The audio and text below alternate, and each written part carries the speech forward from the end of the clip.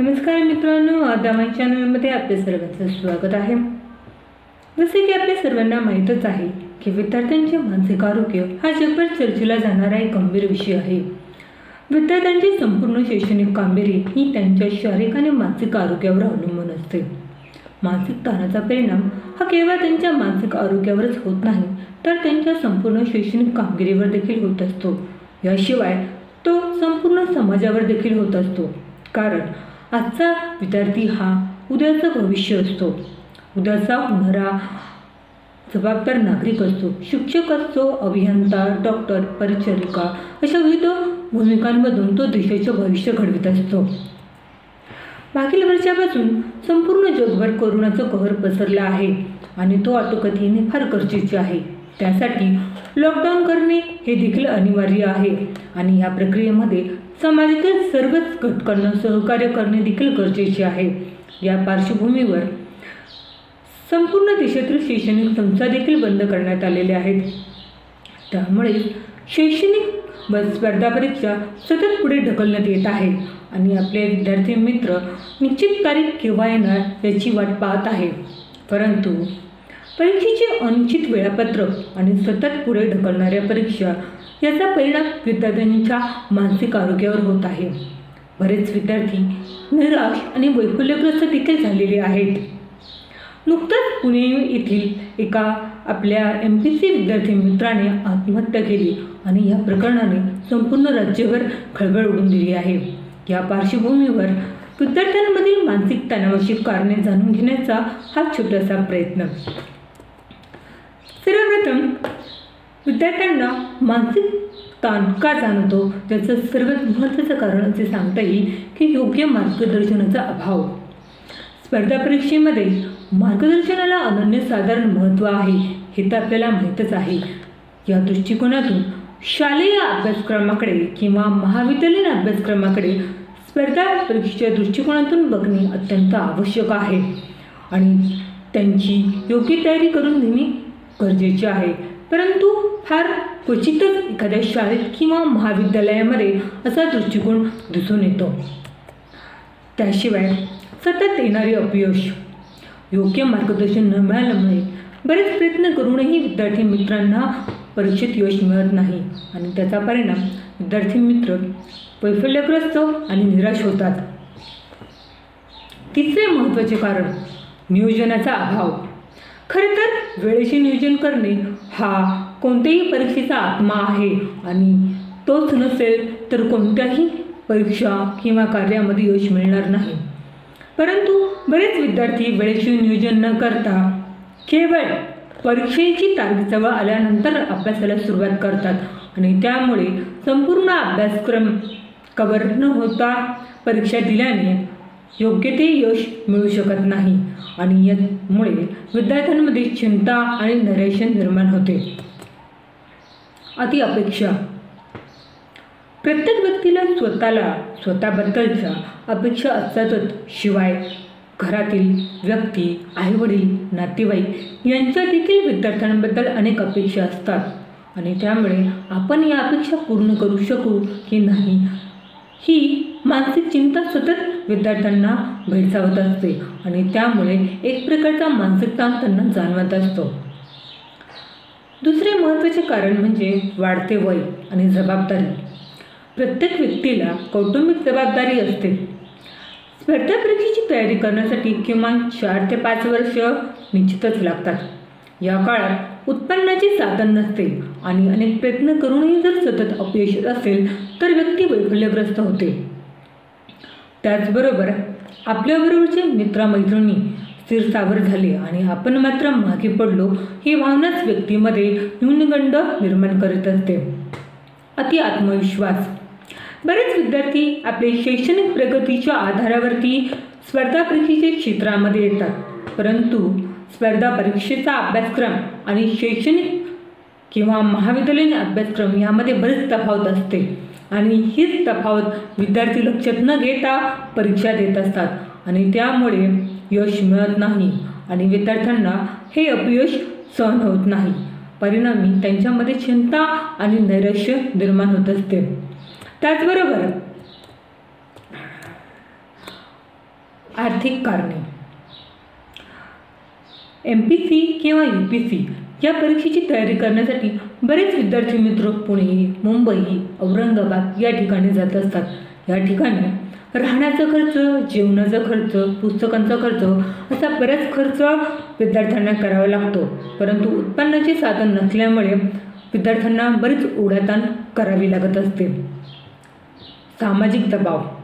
एखादा विद्यार्थी स्पर्धा परीक्षेची तयारी करत आहे असे जर कळले तर आजूबाजूचे शेजारी, समाजातील इतर व्यक्ती सतत प्रश्न करत असतात.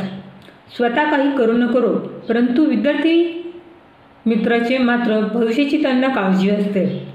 समाजातील या व्यक्तीकडून सतत होणारे टोमणे, प्रश्न यामुळे विद्यार्थी मित्रांचा आत्मविश्वास कमी होण्यास मदत होते आणि त्यामुळे बरेच विद्यार्थी चिंताग्रस्त होतात.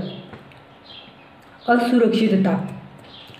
प्रशासकीय पदासाठी निघणाऱ्या मर्यादित जागा आणि परीक्षेची तयारी करणारे असंख्य विद्यार्थी हा एक गोंधळच आपल्या समाजात दिसून येतो. फार थोड्या जागांसाठी लाखो विद्यार्थी तयारी करत असतात. त्यामुळे आपण यशस्वी हो की नाही अशी असुरक्षिततेची भावना विद्यार्थ्यांमध्ये निर्माण होते आणि त्यातूनच आत्मविश्वासाची कमतरता, चिंता, भविष्याची काळजी देखील या समस्या निर्माण होत असतात. मुलांना समस्या तर प्रत्येक क्षेत्रामध्ये असतातच, त्या आपल्याला फेसही कराव्या लागतात. त्यांना सामोरे जात असताना स्वतःचे मानसिक आणि शारीरिक आरोग्य राखणे अत्यंत गरजेचे आहे.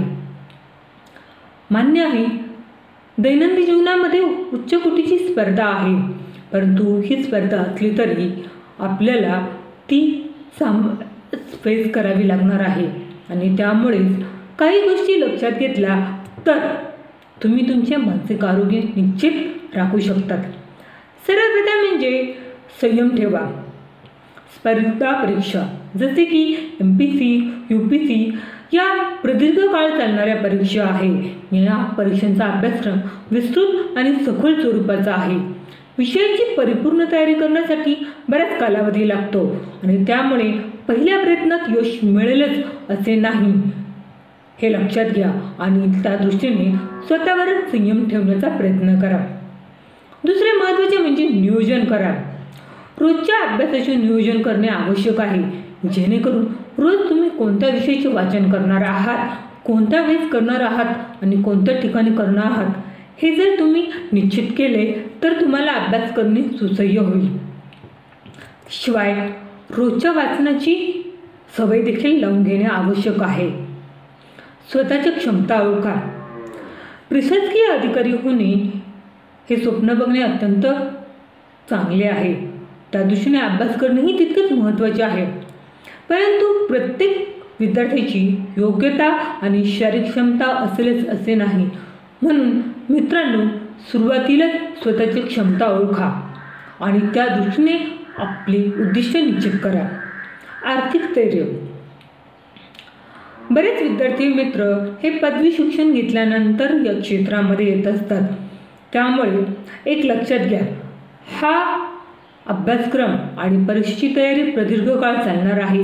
या दृष्टिकोनातून तुम्हाला आर्थिक स्थैर्य स्थापन करण्याची असेल तर पार्ट टाईम व्यवसाय किंवा नोकरी देखील करू शकता, जेणेकरून तुम्हाला आर्थिक ताण जाणवणार नाही. त्याचबरोबर लवचिक आणि समायोजित दृष्टिकोन ठेवा. एकाच गोष्टीवर अडून न बसता विविध मार्गांचा स्वीकार करा. झालेच पाहिजे किंवा केलेच पाहिजे असे न ठरता एखाद्या गोष्टीत सतत अपयश येत असेल तर आपला मार्ग निवडा. कदाचित दुसरा मार्ग स्वीकारल्यामुळे यश मिळण्याची शक्यता आहे. याशिवाय सर्वात महत्त्वाचं म्हणजे रोजच्या जीवनात व्यायाम, ध्यान आणि योगा करणे आवश्यक आहे. व्यायाम आणि योगाने तुमचे शारीरिक ताण कमी होतो, तर ध्यान करणारे मानसिक ताण कमी होतो. इतकेच काय, रोज ध्यान केल्यामुळे तुमची स्मरणशक्ती देखील वाढत असते. कौटुंबिक आधार. आपल्या घरातील व्यक्तींनी मुलांना मानसिक आणि आर्थिक सहाय्य करणे किंवा पाठबळ देणे गरजेचे आहे. परंतु जर आर्थिक परिस्थिती बिकट असेल तर निदान पालकांनी विद्यार्थ्यांना मानसिक आधार देणे गरजेचे आहे. आपल्या मुलांवर अति अपेक्षाचा बोजा न लादता भावनिक आधार दिला तर मुलांना नैराश्य तर येणार नाहीत, शिवाय अभ्यास करण्याची प्रेरणा देखील मिळेल.